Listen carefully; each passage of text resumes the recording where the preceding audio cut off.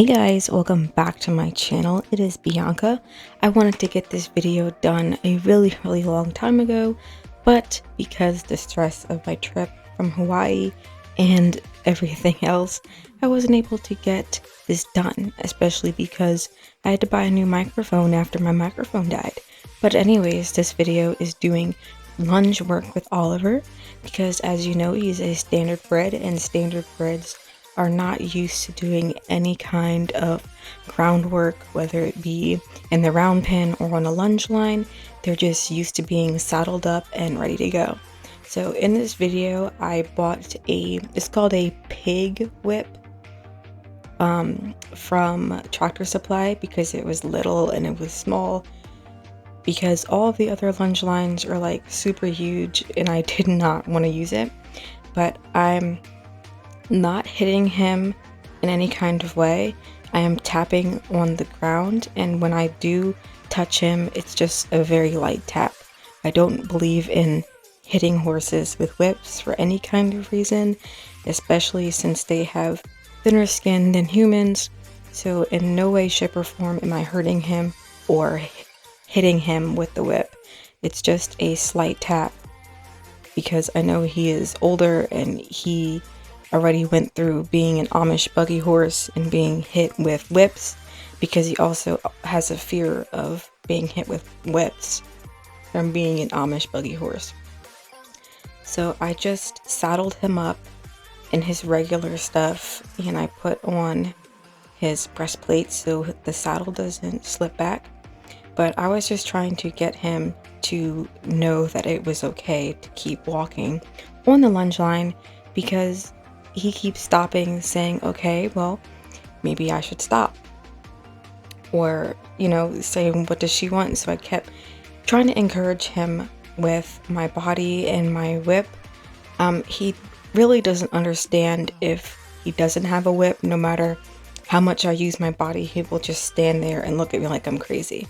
So the whip is just a guide to help him know that, hey, you have to keep walking. And this is his, I believe, second time ever on the lunge. Me and my trainer lunged him for the first time months prior to this, and he did okay. He just showed signs of being fearful of the whip. So I wanted to take things slow and see how he was going to handle the smaller whip, and he handled it pretty well. He's still obviously not used to it, but of course here you can see he got the hang of, okay, I have to keep walking, even though he likes to walk super slow. And the meaning to this groundwork is because I want to teach him how to canter while he is under saddle. Again, standardbreds are taught to not canter for under any circumstances. So this is what I wanted to do, to also teach him with voice commands and cues, because he understands walk and he understands trot, but canter he's always unsure of. So instead of making this a really long video, I cut out some parts because we did a lot of walk for a really long time. And here you can see I'm trying to encourage him to come in to me, because he will just stay at where he is at the stop, and I want to encourage him to come into me when I call him. And I do have some I forget, but I do have some treats with me to encourage him, to say, hey, okay, coming into mom is a great way for me to learn, as when I gently guide him in and pull on the rope a little bit to get him to come into me, he's like, okay, I come in for a treat.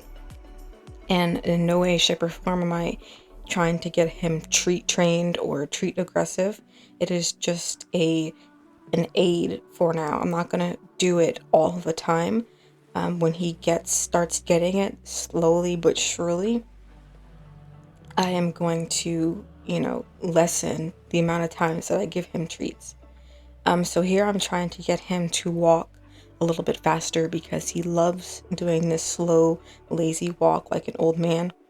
And of course here I tried to ask him for a trot, and because he got a little bit spicy or a little bit grumpy. He just tried to see if he was going to canter, because also, like thoroughbreds, standardbreds really don't have that balance.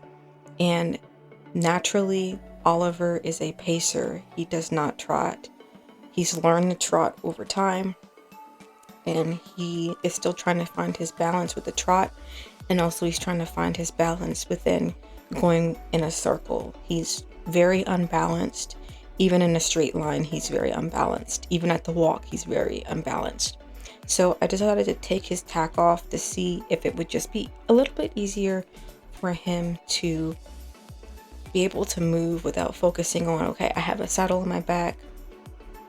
You know, I wanted him to be comfortable and just focus. And he does not like getting up to speed. He was very like, okay, mom, I can try to trot, but I'm very unbalanced. And he was just so unbalanced, and I was running with him because he does this weave and wibbly wobbly. And so I was running with him just to try to encourage him to pick up his pace and pick up his speed, and also to loosen up his joints, because he spends a lot of the time at the walk. So I wanted him to know that when you trot, when I ask you to trot, I want you to trot. I don't want you to take a couple steps and then stop. It depends on what I am training. So here I'm checking his shoulder because I've noticed that he's been limping, and I'm checking his back to see if he has any reactions to pain. He didn't have any reactions to pain in his shoulder or in his back. I just think because he likes to mosey on around and he's lazy and he doesn't really walk around that much, he gets stiff, especially if he is stalled. He gets really stiff and all of his legs get swollen. But he is out on 24/7 turnout, and he still decides to just stay in one spot most of the time because he's a neat knack. But also I was trying to teach him how to slow down under the trot, because his trot might not look fast to the normal human eye or for like a normal horse, but he's very bouncy and he trots super fast. So every time he starts slowing down with the trot, I try to encourage him to continue with that nice slow pace, just so he can know that he doesn't always have to speed somewhere. And then I change out for my lunge line, which was kind of hard for me because it's just all over the place and it's really long. Again, I just wanted to use it so Oliver can have the chance to lean outside a bit and not be on a tight circle with my regular lead rope. So I wanted to give him more length and more space to do his trot and his canter work, because I think it was doing a little bit better for him, even though, as you can see, he's still very unbalanced and he prefers to walk instead of trot. And of course he doesn't like it and he gets upset because he's very unbalanced. So I tried to keep pulling him back down to the walk or to a slower trot so he wouldn't just speed his way through the whole session, because I wanted him to know, hey, I don't want you to be speedy. I want you to relax into it. And this time around, he really did relax into the trot. But when he started getting unbalanced, he was like, okay, And also you can see that little limp that he has. He gets that from time to time. Like sometimes he won't limp, sometimes he will limp. It just all depends. But he is being treated by a vet for that. And I was trying to get him to canter for the first time, and all he thought was, okay, let me get back into my racing mode with pacing and trotting, which he trots super fast and paces super fast. I think about 30 miles an hour, because that's what he was taught to do. He wasn't taught to, slow down at the trot or the pace. So I just kept trying a couple of times just to get him to canter. And after the first canter, I just let him relax and keep walking, just, slow down his heart rate so he doesn't have to say, oh, this crazy lady just wants me to run around like a crazy man. So no, I let him take his break. I think this session that we had was only 25 minutes, just because I didn't want him to be super tired, because also it's super hot. It wasn't really hot on this day, but I didn't want him to be super hot, and just the heat that we've been experiencing has been very, very, very bad. So we are constantly in and out of work, and I don't want to ride him for or lunge him for a long period of time when he's not used to it. So normally I start with 10 minutes, then 15, and then 20, and then 25. That's what I normally do off camera. So yeah, thank you guys so much for watching this video. Please like and subscribe and comment. Also hit that notification bell to be notified when I do post, and I'll see you guys later. Bye.